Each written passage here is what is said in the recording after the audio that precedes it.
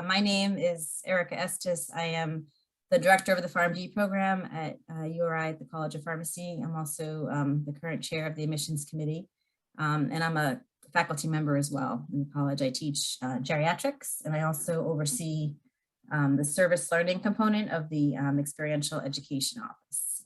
So what we generally have several people involved in this info session. So at other points, depending on what other events you attend, you will probably meet our Associate Dean, Kelly Orr, and also our Assistant Dean, Denise Karinsky. Next slide. So we are very lucky tonight because we have several students joining us and former students, current pharmacists, I should say. I actually never said that, Josh. I've never had an alum on our call. This is very exciting. So we have Cam, Sonica, Anthony, and Josh. And the four of you, if you wouldn't mind just saying a quick something about yourselves so our people on our call can see who you are and learn a little bit about you, that'd be awesome. So Cam, we'll start with you. Let's go in order. Hi, everyone. As Dr. Estes said, my name is Cameron Montague. I'm a P2 student, and I come from Bakersfield, Vermont. Hi everyone, my name is Sonica. I'm a P3 student, and the RAM that you see next to my name stands for Resident Academic Mentor, and I'll talk more about that later on about my role within the College of Pharmacy LLC. But yeah, I'm from Dubai, UAE, and I'm a P3.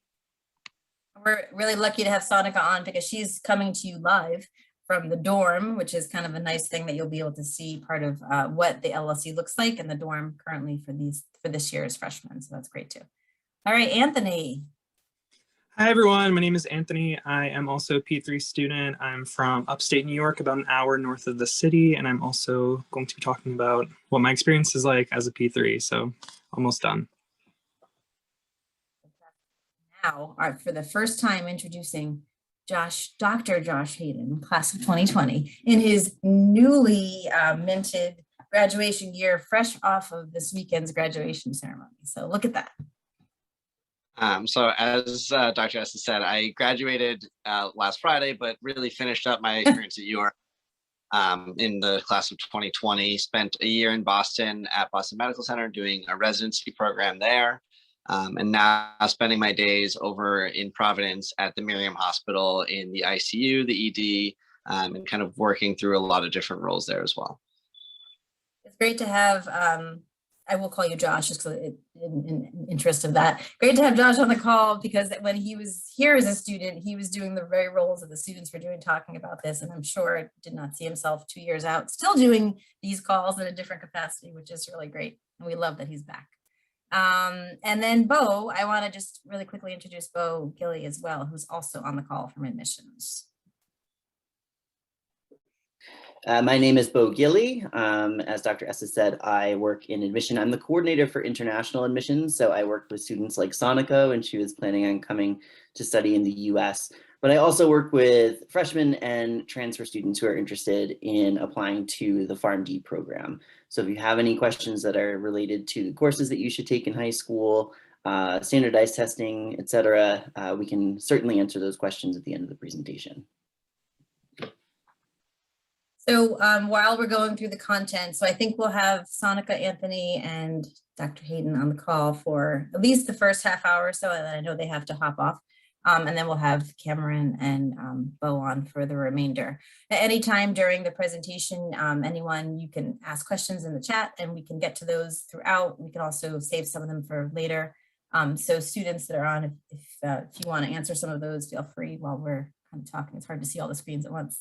So the plan for today is to do go through the info session of the Pharm.D program. And then we have Sonica, like I said, who's in the dorm, and she'll be able to do a bit of an interactive tour of Weldon Hall tonight. And then at the end, we have a great video on our website that we've done in the building of Avedisian Hall that will begin to play some of that.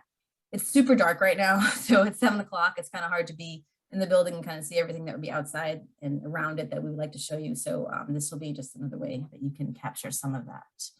And then we'll have time for questions. Okay, so let's get into this. Ian, you can do the next slide, please. Thank you. So we have several programs at the College of Pharmacy, and tonight we're going to be focusing on the 6-year accredited doctor of pharmacy or Pharm.D program. And as I mentioned earlier, we also do have a 4-year program which is a Bachelor of Science in Pharmaceutical Sciences. And the two programs are very similar. In the first 2 years, when you come to URI, you'll be taking the basic similar gen ed type of credits. And they really distinguish themselves after that in that third year, when the Pharm.D track becomes much more clinical, and those that are pursuing the bachelor's degree will become more of a sort of a research type of a focus. We also have a brand new interprofessional neuroscience program, which is a 4-year degree, which has one of the majors that's housed in the College of Pharmacy, specifically the neuropharmacology program as well. Next slide. So within the Pharm.D specifically, which we're talking about tonight, we get a lot of questions about, how can you get through the program faster? Or what other types of degrees can you do? How else can you maximize your time when you come to URI? And one of the things that we're really excited about is how you can really maximize all of your opportunities while you're here. Many of you will be coming in with extra credits. You'll come in with AP credits, dual enrollment, things like that. And so you'll have an opportunity to have these places in your schedule that you can do other things. And so many students will do a major or a minor. And one thing that we right now are really proud of is the dual Pharm.D MBA program. We have 12 students in our current program of the Pharm.D program that are dual enrolled and are also pursuing their MBA. And it's something that we're really trying to get our students to be aware of. And it really does set our program apart from others. I can't see the chat right now, but Ian, I think we'll put in a link. There we go. He's going to put in a link right to the Pharm.D MDA program. We've really been building up the website with more information about that. And we have a specific info session that is dedicated to that program that's coming up in October 20th. If you're interested, you can actually find the link for that as well, right there that he posted. So I wanted to ask the students real quick, Anthony, Sonika, well, even Dr. Heaton, if you want to comment on this, or Cameron, any of you have other majors, minors while you're at URI, anything you want to share about that for the students that are on, anything that you can add into that area? Does anyone have any? Not particularly. Okay. Did end up getting it was only one more class above and beyond what the Pharm.D curriculum involved, and the few science credits I had from high school through AP classes, and I was able to just take I think bio, a 200 level bio class, and ended up with a minor.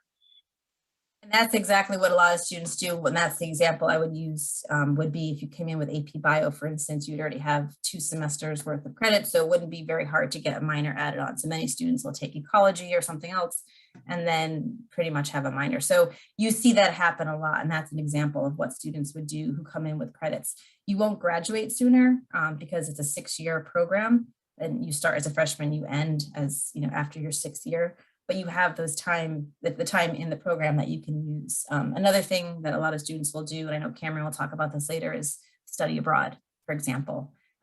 So you could feasibly come to URI with, a semester's worth of credits, as many students do. You could study abroad, and you could potentially still pursue something like your MBA with your degree, which is kind of amazing. Some more graduation photos here. I had to throw these in, Josh. I'd appreciate that.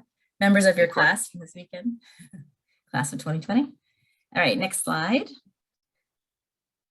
So this is just representative of, what does our typical class look like? And so I should have put a little asterisk on this to some degree, because right now with COVID, we are test optional, as most schools are. So this does reflect our freshman class, which is also currently in our freshman class, which was also test optional.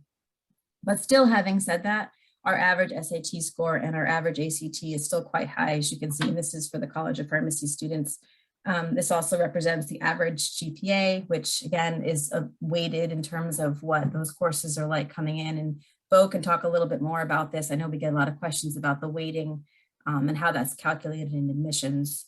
So I'll let him speak to that. But Bo, are you able to just kind of chat about that real quick, about the GPA and how that looks for the admissions perspective? Absolutely. So the one thing to keep in mind is that URI does recalculate GPAs. So what does recalculating a GPA mean?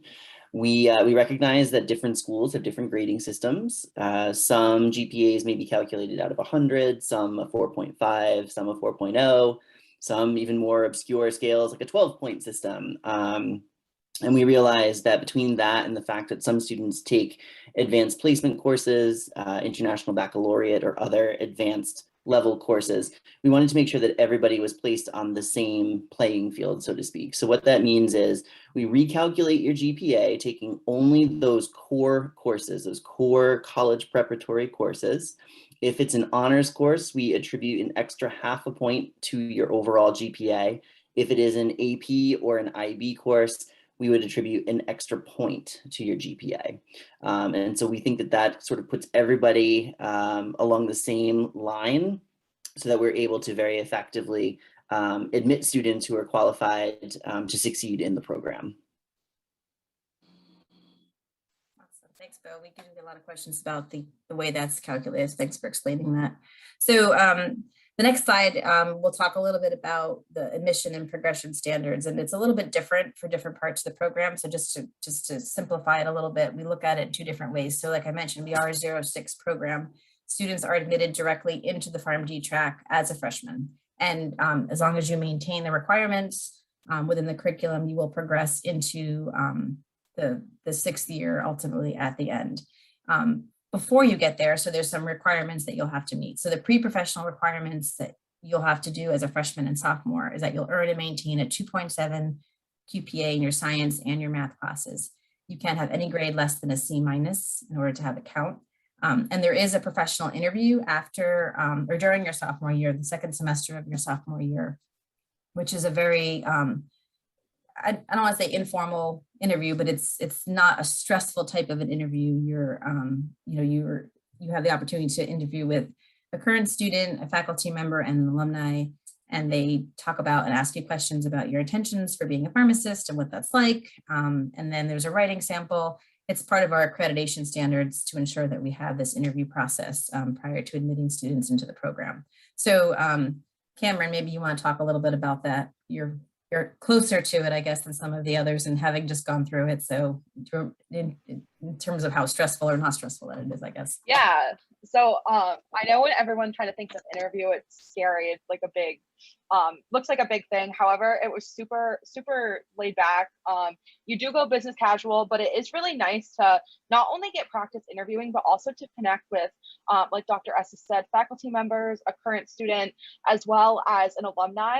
I was really lucky to be able to have Dr. LeMay as my faculty interviewer, and I'll talk a little bit about her later and how I just finished a project with her. So it kind of was like a full circle moment for me. But going into it, I was definitely nervous, but I feel like once I got in there, you're with other sophomore students as well in your class. So it's really easy just to shake off the nerves after a while. So don't stress too much about that. Don't be like, oh my gosh, interview, scary. It's really not, I promise. It's really just to not only gain confidence in yourself and your interviewing skills, but also, like I said, to make those connections before you're even a P1 student. Exactly how I want to come across. Thanks for sharing that, Cameron. So once you're in the College of Pharmacy officially as a P1 student, and so I should say when they all identified themselves and introduced themselves as a P1, P2, P3, P4, that kind of thing, when we say the year number after their year of study, that's the professional program year. So you'll have your freshman year, your sophomore year, and then your P1 through P4 years until you graduate.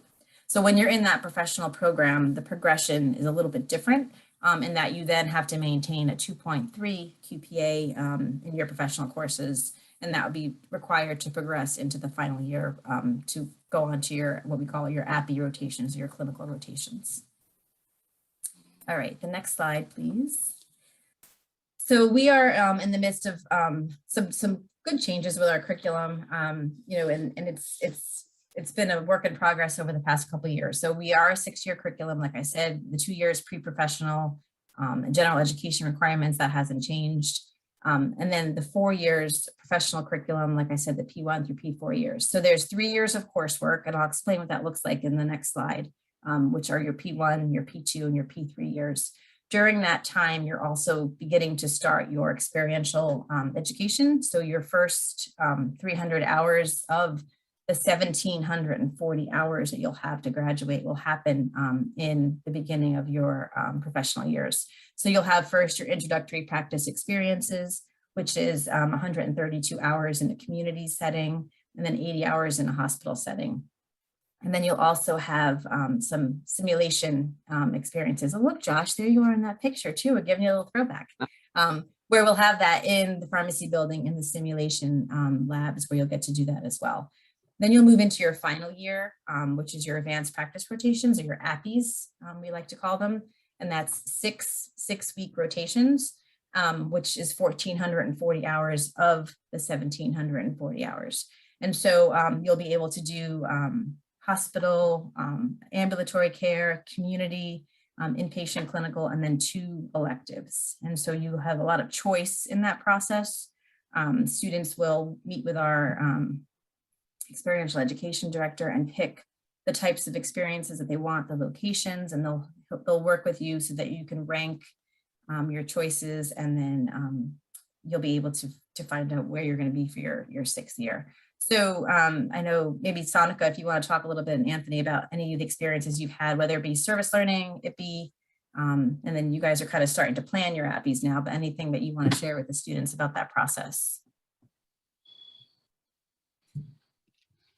Yeah, sure. So so for the IPPE, that's basically your intro to the first time you ever like work essentially outside of your current job. And for me, I had never worked in a pharmacy before, so my community IPPE was actually my first time working in any sort of community setting. And it was really nice. The experiential coordinators, they do a really good job of like matching you to or placing you sort of wherever you are going to be over that summer. And I was in Georgia that summer, and they were able to find me a community rotation all the way in Georgia. So it's really good that they're very flexible with your schedule. You have a preceptor who's basically going to show you around and teach you like the ins and outs of the pharmacy and how they run things, and sort of give you different experiences with dispensing medications, filling out prescriptions, counseling, talking to doctors, talking to patients, that sort of like really hands-on learning that you'll be doing. And I really enjoyed that. So that was a good first experience for me. And then the next summer, I did my hospital IPPE at Landmark Hospital here in Rhode Island. And my preceptor actually won Preceptor of the Year. So I had a really good rotation. She made sure I was doing something different every single day. And I got to work with like the oncology pharmacist and doing working in the ER, and just like so many different, I even got to observe like a surgery. So I had a really good IPPE both years, and I was very lucky to do that. And yeah, I think Anthony can also share his. Right. So Sonika brought up a really good point about the college being really flexible with where you are for the summer. So I did my my community IPPE at a CVS back home because I was home for the summer. And then not only are they really good at being flexible, but they're really good at giving you experiences that tailor to what you're interested in. So for example, that semester we had just finished psych and like neuropsych. And so for my hospital IPPE, I was able to do my rotation at a forensic psychiatric center for the criminally insane. So I was able to see like patients that were really severe and that really needed the help that we could provide them. And so being able to put the skills that I learned in the classroom into use and being able to apply my interests into outside of school work was like incredible. So the university does have a lot of options as well for your interests, not just general things, which was really helpful and really special.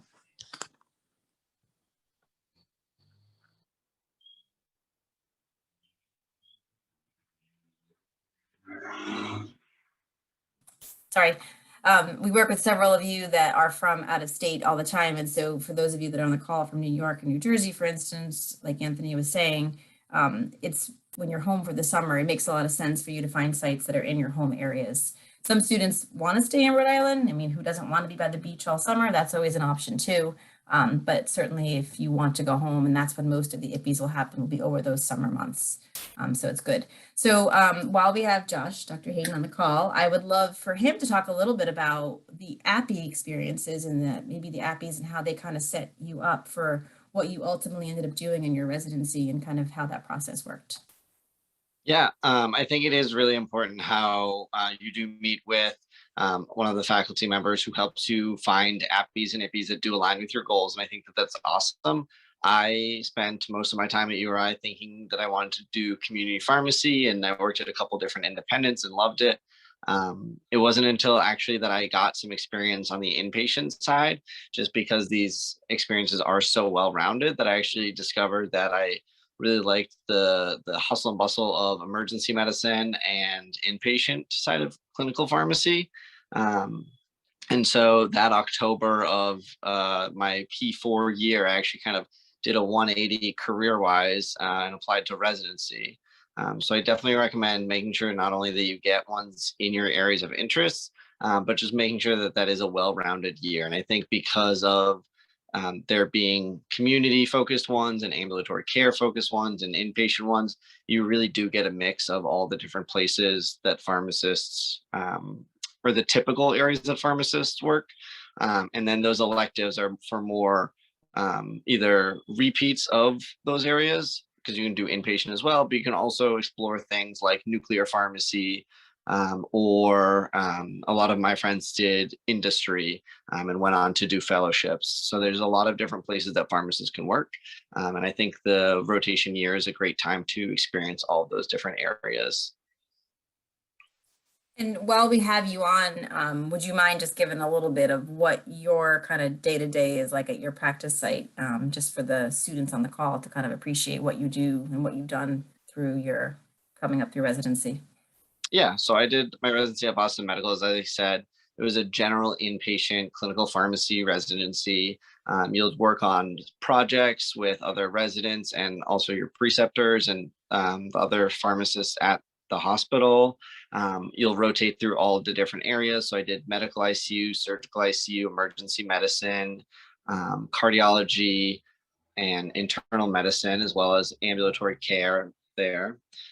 Now I just started at my new position at Miriam Hospital. And so I rotate mostly through the emergency room, emergency department, and the medical ICU there. Also covering the cardiac ICU and surgical ICU patients as well. So that's where I was today. And I actually just signed up to be one of URI's new preceptors. So might see you guys there in just a couple of years. And so I definitely think it's so important not only for the APPE students to come through and gain as much knowledge and experiences as you can, but even as a resident, I had the opportunity to work with and mentor some students, and that was really important to me. And it's definitely a two-way teaching street where the students can learn from you, but you can also learn from them because they've seen it in the classroom more recently, and you can teach them how to apply it in real life. I love that. Thanks for sharing that. Ian, if you can move on to the next slide. I also love what you had said about how you had initially thought you'd be in community and then you kind of evolved through residency and then ultimately after. And that's exactly one of the things I think that many students don't even appreciate or realize what they want to do when they're in school. And they think they have an idea of what they want to do. If they work in community pharmacy, they think that's what they love, and maybe that's will be what they do, but ultimately they haven't been exposed to other things to realize that too. So the experiential education is really important for that factor. And one of the things with this slide is to demonstrate the curriculum and how we're changing it. Like I was saying, it's evolving. And I think it's really important to think about that because we don't often know what students are going to do when they graduate. So we're preparing them and training them for jobs and roles that may not even be out there yet when they start as a freshman, and what ultimately will be happening when they're graduating after their P4 year. So the students that are on the call are sort of in the midst of this change of the curriculum. So those of you that are coming into the program will experience the brand new curriculum in its entirety, whereas these students are having bits and pieces as it's evolving from the previous version into what we currently are using. So the way that I would best describe it would be that it's a bit of a spiral, as you can see on the screen. And so the concept being that each semester, when you're in the professional years, will build on the previous. So rather than thinking of it as like we're learning about cardiovascular this semester and infectious disease and CNS or central nervous system types of medications and conditions in different silos, we're thinking about it that they're all layering them in a foundation and building on one another. So for example, in the beginning, you may learn about hypertension or high blood pressure, which is a very common cardiovascular condition. And then a little bit later, they might sprinkle in some more of the other types of cardiovascular conditions like congestive heart failure. So that would be more in your more complex chronic care. And then as you progress even further in the curriculum, you would ultimately get up to maybe myocardial infarction or a heart attack and what that's like and how that's treated. And so within that, your experiential learning will also layer into that. So you'll have your service learning first, which is really just getting you comfortable with a particular population, volunteering in some kind of a healthcare setting. Then you'll work into your IPPEs, as the students talked about, with community and hospital, and then ultimately into their APPEs, or their more advanced practice rotations, where they'll see those more complex conditions in their last year.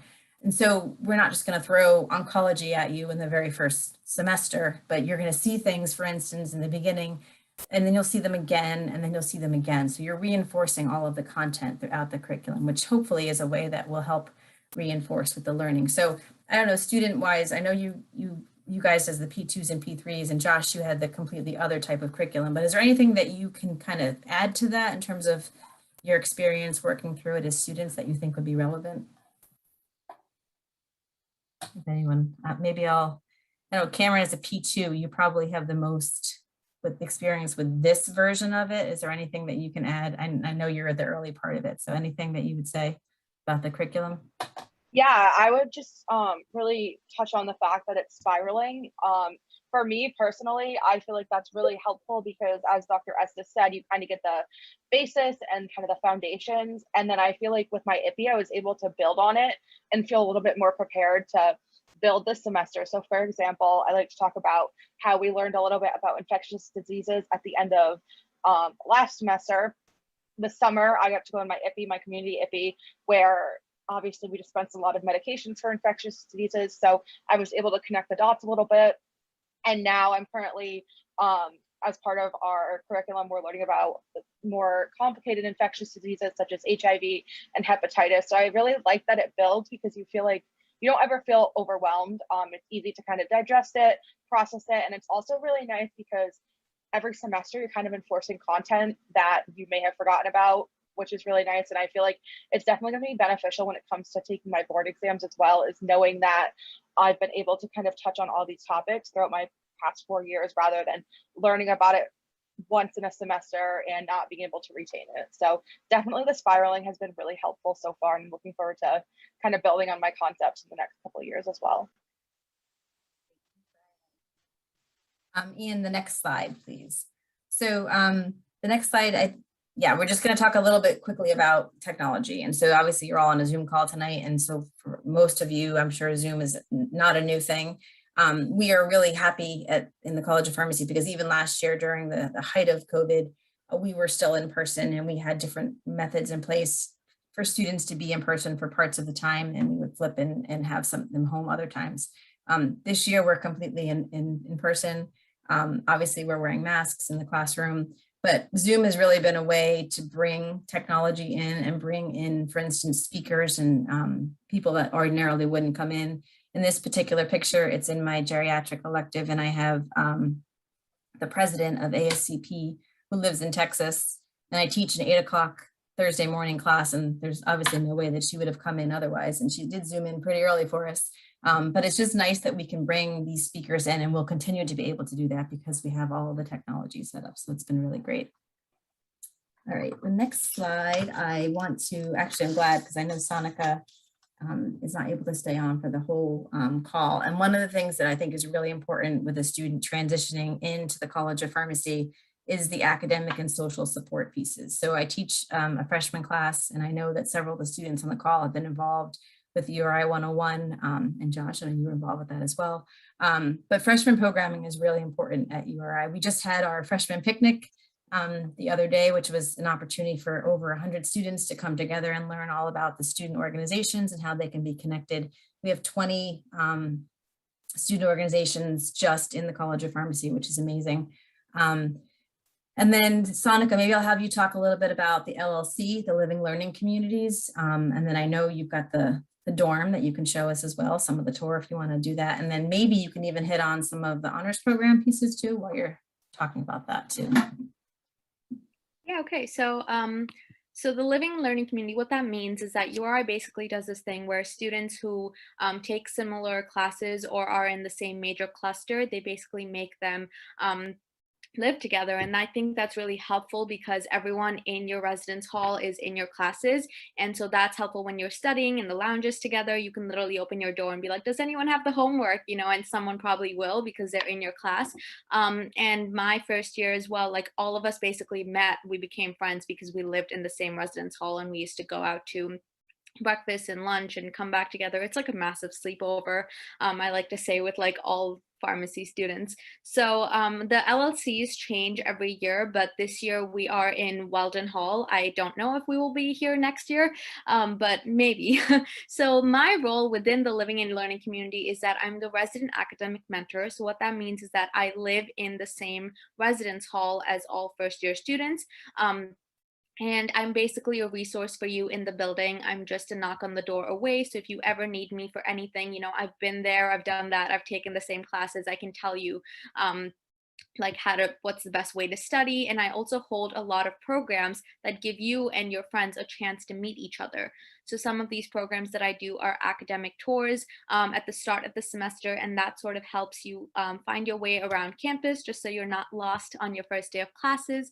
I also do study abroad information sessions where previous students who have studied abroad, they come and they talk about their experiences, and you can always reach out to them to learn more about that.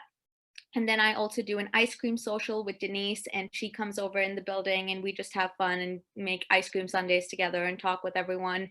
Last year I did a Halloween door decoration competition. So people all over the building were just decorating their doors and making them look spooky. So just small different programs like that where you can get to know each other and also just be a little more involved and have fun with the College of Pharmacy. And I also send newsletters every 2 weeks on helpful tips. Hopefully people read them. And I have office hours as well that people can always come to. So that's my role within the College of Pharmacy. And I will give the tour of my room and the building in just a bit, but just talking about the honors program first. So that is a really great option for anyone who is interested in it. So the good thing about URI is that you don't actually have to completely be accepted into the honors program in order to join it. You can also just apply when you are over here. And then in order to be accepted into the honors program, I think you need a 1300 on your SAT, but with this being test optional this year, I'm not sure about the exact credentials. But when you are in here, there are a lot of benefits to being in it. One, you get an academic advisor from the honors program as well. And you also have early registration, which is really useful when you're trying to get into those lab sections that you might not want at 8 a.m. and you want to do a 1 p.m. lab instead. And so you can pick the lab before the rest of your friends and also different other sections.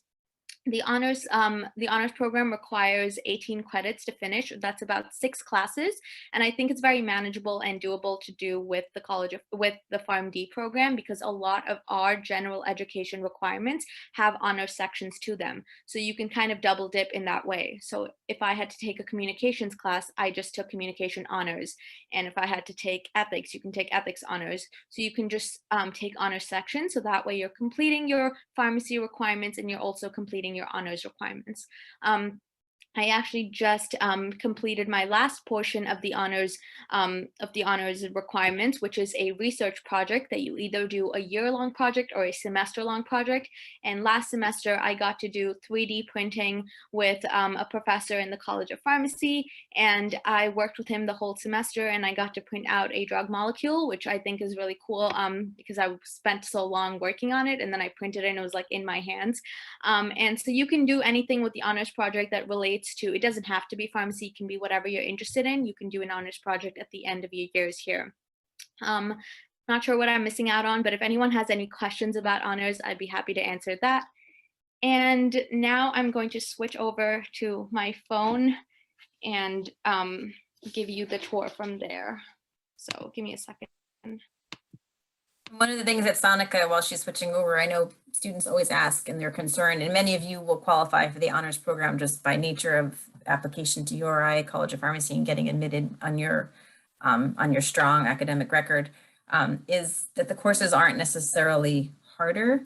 Oftentimes they're more discussion based and there's more interaction in the courses, they're more engaging. And so that's something that's actually a positive thing. You know, you may have a much smaller section of the class and be able to participate more. versus taking some of the other courses that are larger and maybe don't give you that engagement as much as you would have liked. So it's something to think about when you're thinking about picking your courses too. All right, we could see you, Sonika. That's good. Anyway. Okay. So I will start on the outside of my door.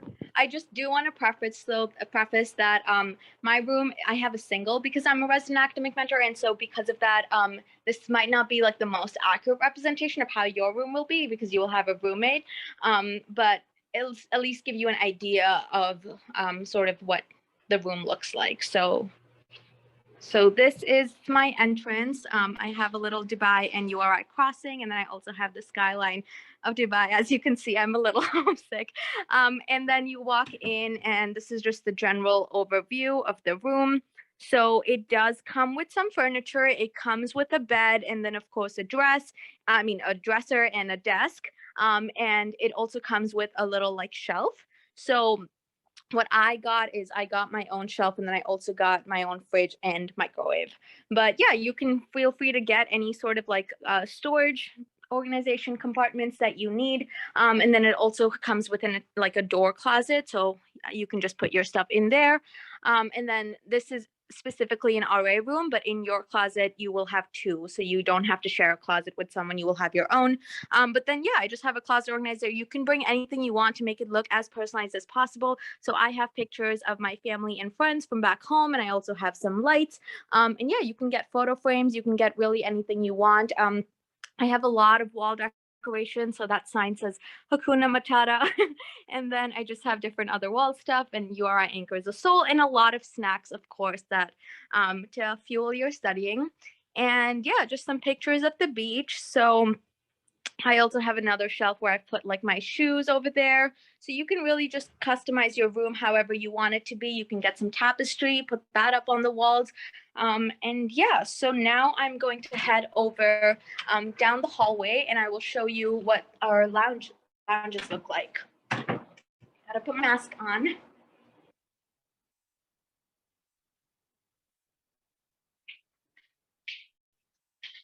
Okay, so this is some of the vending machines that we have. We also have a couple others in the building as well. But this is basically what the lounges look like. I'm not sure why they're closed, but. Hey, I'm just doing a tour and showing people what the lounges look like. So this is a big study lounge. You do have a TV in there. You can obviously prop up your lectures on the TV. You can sit around it, watch a movie, or you can study together however you wish to use this lounge. And there's a lot of space for some group studying. Yay! All right, thank you. So moving out, again, just more hallways.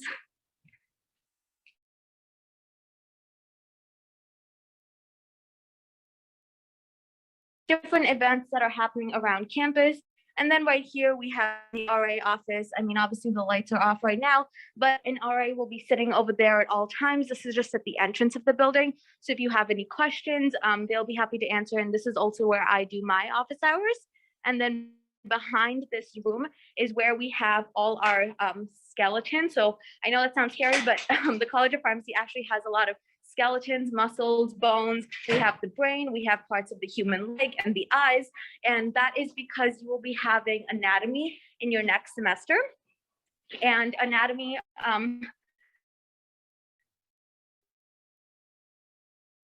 the body are, and we actually have the bone room that will help you learn where all the parts of the body are. And then you can do a practice session while you're in the room. So you can just rent out. I don't know if my voice got cut out while I was out there, but I was just saying that the bone room is where we have all the skeletons, and that's where you can practice for anatomy when that time comes. Okay, I hope that tour answered some of your questions. But if you have any other questions, again, I'm happy to answer that as well. Perfect, thanks, Monica. I know that the three of you have to hop off soon, so if you want to just put your email maybe in the chat, if anyone has questions, the students can always reach out to you if you don't mind, that would be great. I do have one more slide though, that you may want to kind of comment a little bit on. There we go. So Sonica was pretty integral in planning our freshman picnic, which we just had last week.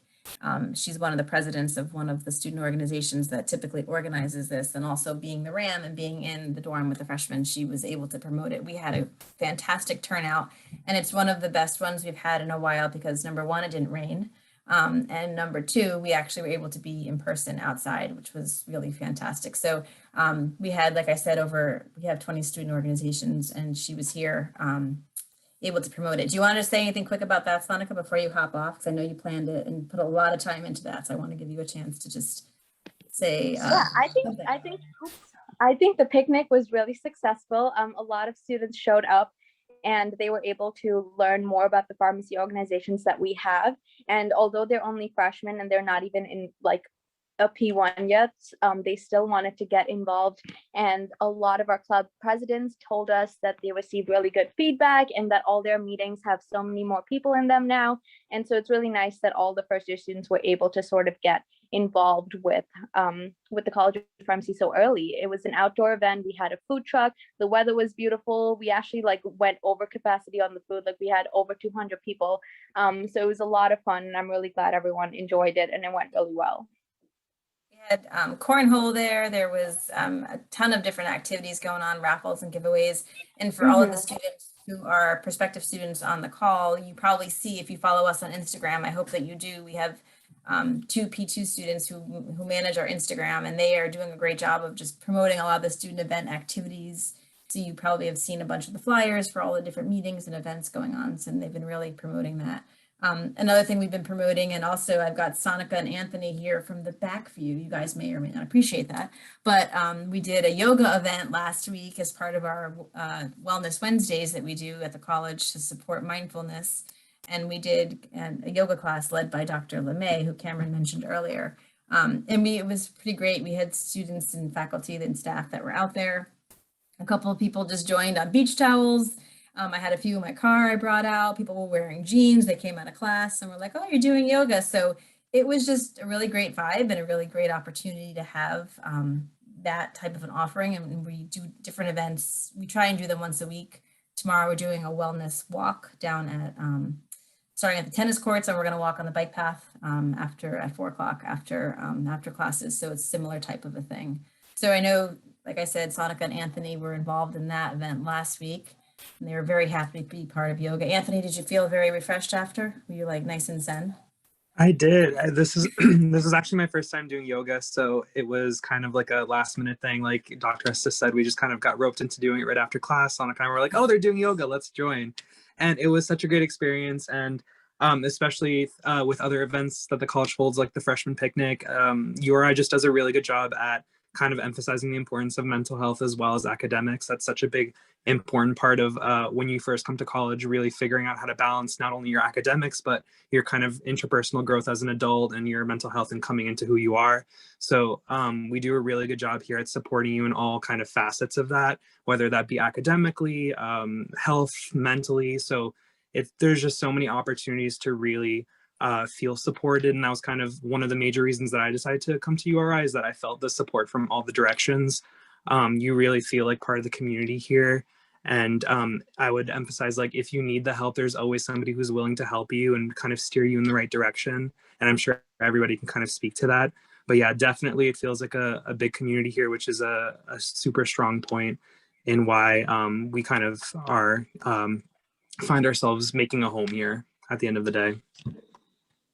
This event was in the Medicinal Garden too, which is right out behind the College of Pharmacy. So it was really kind of a cool space to have yoga.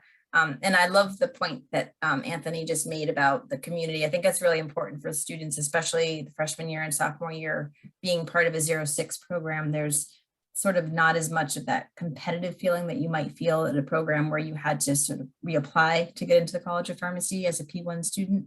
And so the students are really helpful to one another. They're studying together. They're trying to all do well on exams. There's no one that's trying to, take one another's seat, for instance. That doesn't really happen when you're in that kind of a program. So that support is also, I think, felt throughout, and the students oftentimes will speak to that, like Anthony just did. So Thank you on that. So I know you guys, like I said, have to hop off, but that's totally fine. So thank you for jumping on, and Dr. Hayden, we appreciate having you back, and Anthony and Sonica as well. So thank you guys. Thanks for having us. Thank you so much. Thanks. Thank So, you. And we have our emails in the chat if anyone has questions. Perfect. Thanks, guys. Thanks. Thank you. Cameron, is there anything while we were talking about yoga and Dr. LeMay that reminded me, because Dr. LeMay was leading this, as you had said that you had a story about that you wanted to share. Is this a good time for that? It's about vaccination. So when we get to that all slide, right. if I can, All yeah. right, perfect. I didn't know if it was yoga related. That's why I was wondering. All right, so next slide, we're going to move on. So a couple other things I think talking about while we're talking about wellness and the students outside of the classroom is another outside of the classroom opportunity and study abroad. And so typically, in a non-COVID year, as an example, we have 130 students in each of our classes. And so the most recent time that we had a full class studying abroad, we had about 30 students studying abroad out of our 130. So that's pretty remarkable in terms of numbers. And that also speaks to the ability of being in a 0-6 program and having the ability to be able to do that. Because like I said, when students come in with credits and they're able to figure out how they can manage their schedules to allow that to happen. So some of these pictures capture students in all different places. We have experiences that happen in the summer, in the winter term, in the J term, as we call it. But most typically they will go second semester, sophomore year. And so during the other times, like the winters and the summer, they might be more like for instance, in the top corner on the left is a medical mission trip in an orphanage in Jamaica. In the top right, there's a couple of students who are doing working in a pharmacy setting actually in Vietnam. And then the ones on the bottom are your more typical second semester, full semester experiences in places like Italy, France, Australia, scuba diving in the Great Barrier Reef. And then Caitlin Burton, who is our current P4 student, and she did a semester at sea program where she traveled to various countries on a ship and spent the whole semester traveling. And it's only typical now that Caitlin, who's actually a Pharm.D major and a double major in French, is studying, doing her last two of her happy rotations right now in France. So she's been in France since August and is going to be there for the rest of the semester doing her advanced practice rotations. And so we do have relationships and opportunities for some students to be able to do that. And she's one of them who took advantage of that. So Cameron, I know you had said you studied abroad. Do you want to chat about your experience too? Yeah, so I like to think of myself as someone who always loved to travel and looking for a 0-6 program. I knew I wanted to do pharmacy, but I also knew I wanted to study abroad and take advantage of everything it had to offer. And URI just happened to be that place for me where I've gotten to study abroad twice. So I'm one of the few that have gotten to study abroad more than once. So starting off, I'll talk about my first year here. I was really interested in studying abroad. I kind of dove headfirst into trying to find opportunities, and I was actually able to take a J-term course. So it's not totally study abroad, but I did go to Walt Disney World through the URI Experiential Education or International Education Center. In between my first and second semester of being a URI student. So I got to take courses on communication while at Walt Disney World. I got to meet people who opened the parks when they first opened in 1971, which is crazy to think that now they're celebrating their 50th anniversary this year. So that was really special to me. And also just learning how to be a leader and how to communicate effectively has helped me tremendously throughout my time here at URI. And I only know that will enhance my next 2 years as well. So that was really a great kind of point, I guess like stepping stone for me, because after that, my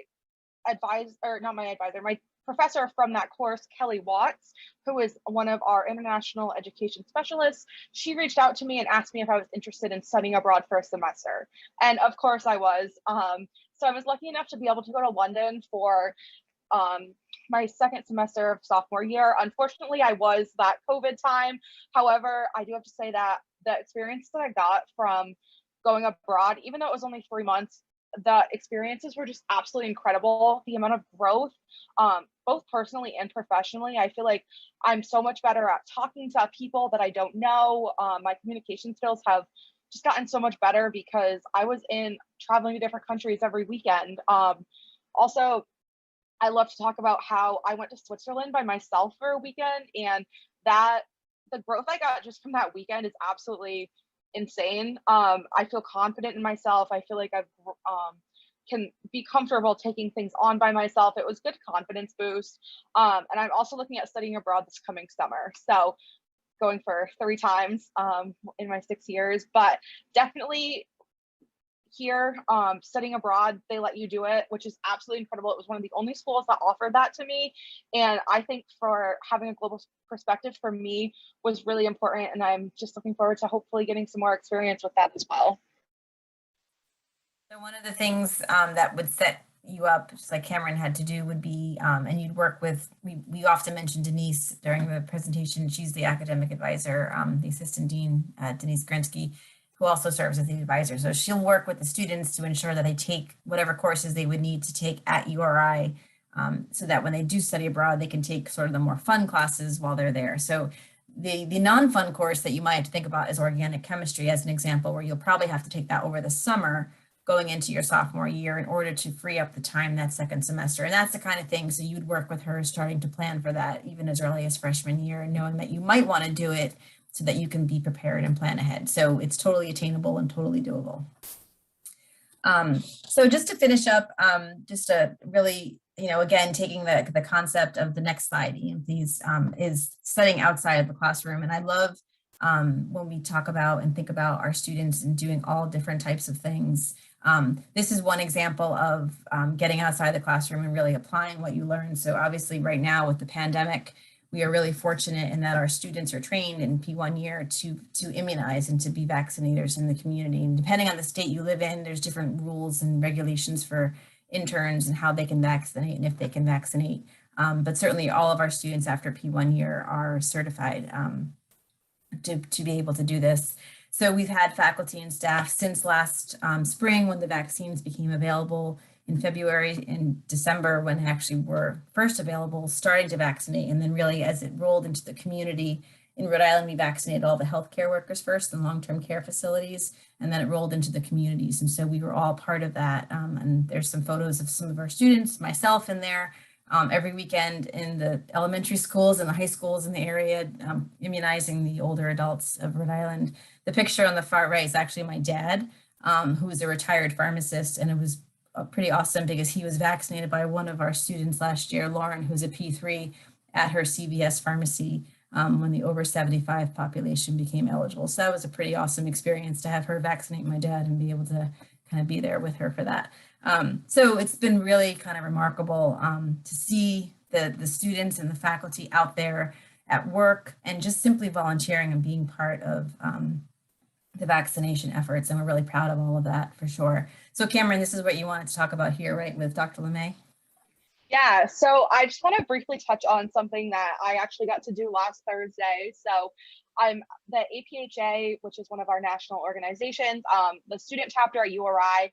I'm the immunizations chair, which means that I got to help plan this year. Actually, it wasn't just a flu shot clinic, but it was a clinic for any vaccine, which was really cool to be able to kind of do the behind the scenes stuff. So last Thursday, we took walk-ins for anyone who wanted their flu shot. And that was, of course, free to all students, faculty, staff. The picture of Dean Lara that you saw at the beginning of the slideshow was also from the vaccination clinic last week. But this year we took it a step further and opened it to any vaccine. So any faculty, staff, students, as long as they put in some, like they had to fill out a form beforehand, but they were able to get other shots as well. So for example, we got to do 6 COVID booster shots this past week. We also did some shingle shots, a couple Tdap. So for me, that was really special because I was working under Dr. LeMay as well, who, as I mentioned, was my faculty interviewer sophomore year. And now here I am P2 year organizing this big event with her and her residents. So for me, that was just really a full circle moment. And also it kind of just reminded me the importance of not only being a pharmacy student, but also making sure that I'm doing outreach in the community, that I'm holding leadership positions and things like that. So that's just one thing that I really, I'm really proud of, and I'm excited because I'm hoping to do another vaccine clinic in the spring, not necessarily with flu shots, but with some other things, other vaccines as well. Awesome, thanks for sharing that, Cameron. All right, so the next, I think we're finishing up here, a couple more things I just wanted to share with you about. So one of the really great things about our program, and this is really kind of like bookending what we wanted to talk about as far as the presentation, is really, why to choose URI. So we explained all the great things about the engagement and the community and the sense of belonging and all of the really positive parts about URI. But at the end of the day, you really want to make sure that you go to a top program, and we absolutely have those credentials to share. So the marks of excellence slide that we have, and this is also on our website, really speaks to the different components that make us a top pharmacy school. So one of the things from our class of 2020, and the most of this data is from 2020 because of how long it takes for it to be calculated and kind of to shared to the public. So we still have the 2020 results because the 2021 students have just graduated this past spring. But from the class that Dr. Hayden or Josh was in, almost 94% of our students passed their NAPLEX exam at the first attempt, which is extremely high.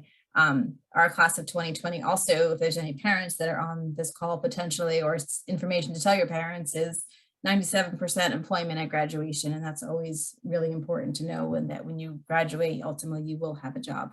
And also a really positive statistic is that 97% of our class would also choose URI again.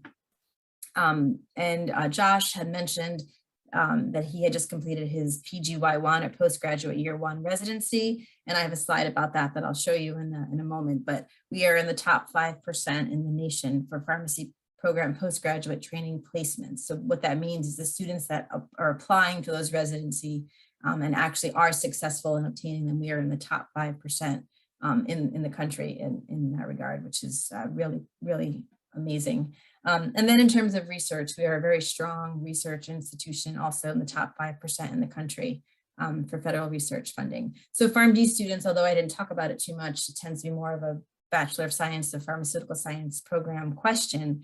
Pharm.D students absolutely can participate in research and work in labs of our faculty, and many students do that during the program, and ultimately will go on to do different types of research opportunities even after as well. So.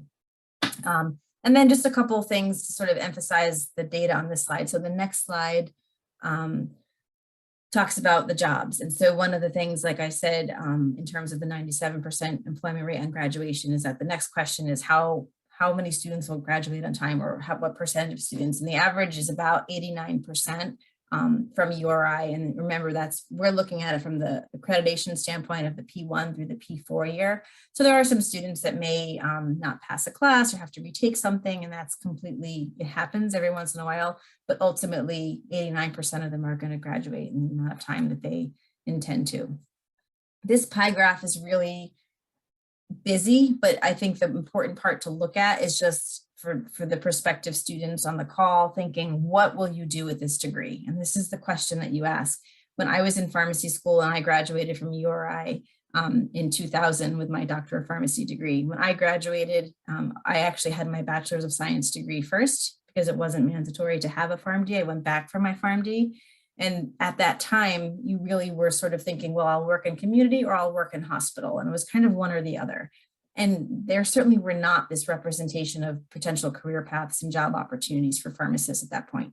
So that's the really exciting thing about pharmacists and pharmacy right now, is that, like I said, we're training and preparing students for jobs that don't even yet exist. And I envision that in 6 more years, if you're on the Zoom call, you're going to see even more colors and more splits of the pie, which just really kind of speaks to the fact of how the profession is changing and evolving. And certainly we are prepared, the students are prepared to go into different fields, just like Josh was speaking to. Now he's in ICU types of settings, which was never something I think that he would have thought as a student coming into the program.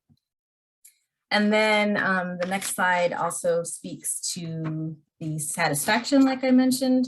So I mentioned the stat of 97% would choose URI again. But even more important than that on this particular slide is that 100% of students who graduated from URI, from the College of Pharmacy, felt that they are prepared to enter pharmacy practice. And that's really, I think, a very profound statement. Although quite high in the nation overall, I still think anytime you can get all of the students to really feel strongly about that is really impressive. And then the last slide speaks to the residency. And this was when Josh was on talking about the fact that he just completed his PGY1 This is something that happens post-graduation, so I don't want to get too complicated and have everyone think, oh my gosh, how many years do I have to be in school? It's a 6-year program. There are many students that will opt to specialize after they graduate with their Doctor of Pharmacy degree. So just to introduce what that means and what it looks like for our program, in this past year in 2021 from our class of graduates, we had 44 students match with their intended program. 79% rate of that group who intended to actually pursue residency. So we had about 100 and I think a little bit under 120 in that class. So almost about a third of them, are pursuing the residency programs. And then even beyond that, the PGY2 matches, which is the year ahead of them, there were 31 students that actually opted to go and specialize even more. So like Josh was saying, you may have a more general residency, your PGY 1 year, and then your PGY2, you may specialize in like cardiology or infectious disease. And those pharmacy specialists will ultimately go on to work in different roles in the clinical realm in different hospitals and things like that. So just to kind of introduce what that concept means, it is definitely something that our students are prepared for, and many of them do pursue that path, as well as things like fellowships, which is more in the industry realm. We also had 10 students from that particular class pursue that as well. So very well represented across the country. As you can see, for a little bit of Rhode Island, we're pretty far spread, pretty mighty for a small state, which is pretty great. And I think the next slide. Yeah, so that kind of wraps it up. So we covered a lot, everything from the student involvement. We had the younger students approach, and we were super lucky to have an alum on our call this time. Tried to capture some of the classroom experiences, the out of the classroom experiences, but overall, I hope you appreciate some of just the community that's really important to us, to our students as well. Ian, if we could just take this slide off just for a quick second, see if there are any questions. The other thing that we can also do is kind of show you in the chat. We have a really great tour that we have done. Actually, Caitlin, I was mentioning Caitlin, who's our student who's in France. Well, before she left, we tapped into her to be able to help us with a tour that we have on our website. And I realize that many of you can't come to Rhode Island right now.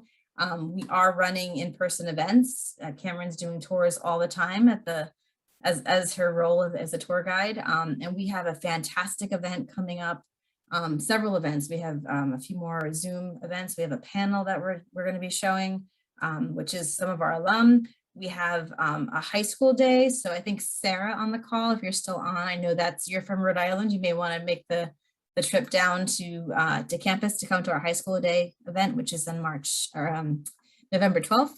And so you can just scroll down and see on the visit us page all the different events that we have coming up and sign up for any event that interests you. We would love to see you at any of these events coming up. Ian, do you want to just kind of show real quick just the tour and how it begins? No one's asking any questions, so I just want to make sure everyone kind of see where that is. This is the next best thing to coming to our building. And I encourage you, if you have not already, to make sure that you follow us on social media, Facebook, Instagram. We have a really active Instagram and also Facebook, which will really kind of link you into a lot of the events that are going on too. So you'll get to meet Caitlin here real quick, doing her cameo. Let's go on a tour. As we enter the building, we have our lobby area here. But before I get started with the tour, I did just want to quickly introduce myself. So my name is Caitlin, and I'm a P3 student, which means that I'm in my 5th year of pharmacy school. I'm also a double major, so in addition to my Pharm.D, I'm getting my bachelor's in French as well as a minor in biology. One of the things that really drew me to look at URI was the ability to do all of the things that I love and combine them into one whole experience. So French was really important to me, so I liked the ability to customize my degree. Starting on our left-hand side, you'll be able to see one of my favorite parts of attending URI College of Pharmacy, which is our sim lab. And we'll be going into this later, and I'll give you a close-up look at what we do in there. On the other side, you can see the start of our medicinal garden, as well as we have study lounges here that are available for student use at any point in their career here. Students utilize these in between classes as a place to just hang out, or as well as before exams where we have giant study sessions. This room that we're going into right now is 170, and this is our main lecture hall. The majority of your classes starting in your P1 year will be in this lecture hall. It fits all of your student class. And so we have here, we'll have professors come in as well as guest lecturers. And this is where we'll take all of our classes, such as our pharmacotherapy, our foundations of different diseases, as well as self-care and medicinal chemistry and classes along those lines. So this room that we're in right now is one. Great. So thank you, Ian, for showing that. So that's available on the website, and that tour will actually continue throughout the building. And again, it's kind of the next best thing to being here. So it's got a pretty great camera on it that kind of shows you 360 view of what the space looks like. So you can kind of experience some of the simulation areas, the classrooms, the study areas, and just kind of picture what the building is like. So again, if you are, New York, New Jersey isn't that far. If you're willing to come up for the day in November, I encourage you to do that. I know the open houses have been a little bit hard to get into at some places, and also due to capacity limits. So we would love to be able to see you at Event Now. There's also the Like a Ram event, which is coming up, Kim and Bo, right? I know that's coming up in October 25th, I want to say that one is. And that's also able to be on our website, as well as the MBA info session for those of you that are interested in possibly doing that as well. So we covered a lot of stuff. Anything else you guys want to add, Kim, Bo, anything else? There is a question, Rohan, in the chat there. Do you need to come in with credits to have a chance to do the Pharm.D MBA program or study abroad? So actually, the pretty great thing about that is that you do not need to come in with any specific business credits. In fact, when the business advisor was talking to us the other day, she said that you don't even have to have taken a business class before, you know, opting into the program. What you will need to do if you want to graduate a little bit sooner and do it in 8 courses, for instance, versus the traditional amount, would be just choose the right courses earlier in the program. So that would be something that, again, you can work with your advisor coming in to ensure that you take those courses to kind of set you up for it. So if you're interested, I would definitely encourage you to attend that session on the 20th of October. And if you're not available, we'll have it recorded and have it available. We'll have some current students in the program, as well as 2 alumni who are also going to be joining us that night. And the same thing for study abroad. You don't need to have any credits per se. What I would say to you, though, is you might have to be a little creative with how you manipulate your schedule a little bit, and that you probably have to do a few things in the summer. If, for instance, for the requirements that you can't take when you're abroad, to ensure that you're set up for that. And Cameron, you're nodding, so that would be true, right? Would you say anything? Yeah, yeah. I definitely worked with Denise starting at the very beginning of my college career about how to fit in everything, which was really nice to have her as a resource, because she was able to help me figure out how I can take organic chemistry over the summer, as well as meeting all my general education requirements before starting P1 year. And we do have a course, which we mentioned some of the freshman offerings, but it's called URI 101, and every freshman who comes to URI takes URI 101. We have a specialized version in pharmacy that is taught by pharmacy. So Denise, our assistant dean, actually teaches several of the sections. I teach a section, and there's 2 other sections that we offer. Those students will have opportunities to talk one-on-one with Denise. She comes to all the sections about advising to make sure that you are taking the right things for your second semester. We will do several sessions on things like transitioning into college with student organizations, things like study abroad. So you have lots of opportunities to learn more about it. You don't have to come in knowing for sure you want to do it and feel like you have to decide in your first couple of weeks. But it is definitely something you want to plan for and start to make sure that you're prepared and that you're set up for that. So good. Oh, good. Awesome. We're looking forward to seeing you at our session then on the 20th. Good. Any other questions? Yeah, it looks like Bryn submitted a question. Is it a disadvantage for an applicant not to send in a test score? I can answer that one. Yes, no. Bo, I was going to pass that to you. Yes, no, it is not a disadvantage to choose not to send in your scores. We have sort of changed our metrics in the way that we review applications. It's a very holistic process, and this is really in response to the COVID situation and lack of access to testing centers. So no, a resounding no, it is not a disadvantage for you not to submit your test scores. Chairing the admissions committee and sitting on that committee, I can speak to the fact of what Bo just said, is that we really do look at all of the elements that you submit, the letters of recommendation, the essays, and obviously your transcripts. looking at the rigor of the courses that you took, particularly up and through senior year, are really important. So in light of not having test scores, there's still plenty of things that can be used to review each candidate, which are really important. All right, did I miss anything else? Sorry, I can't see the chat very well. I had to unhide it. So good, looks like we got everything. Yep. It was, oh, go ahead, Bo, sorry. No, I think that was it. So it was really nice to have all of you on. I hope we answered all of your questions, and I hope it gave you a pretty good picture of what URI is like between the social and the academic and all of the things in between. I think we tried to represent all the different aspects of the program that and 6 years is a long time, so we had to cover a lot of things. So we look forward to seeing you hopefully in person. If you do come to an event, make sure you introduce yourself and let us know that you are here. Maybe we'll see you at one of the open houses. We have one left on the 17th of October. And like I said, all those events that we have online, and then there'll be a whole host of events in the spring as well. And so get your applications in by December 1st to be considered for certainly for the merit awards and for the opportunity to hear the results of your application sooner. So we definitely encourage you to opt for that 12/1 deadline for sure. Oh, good. You're coming on the 10/17. Look forward to seeing you. Good. All right. Thanks, everyone. Have a great night. We appreciate your time.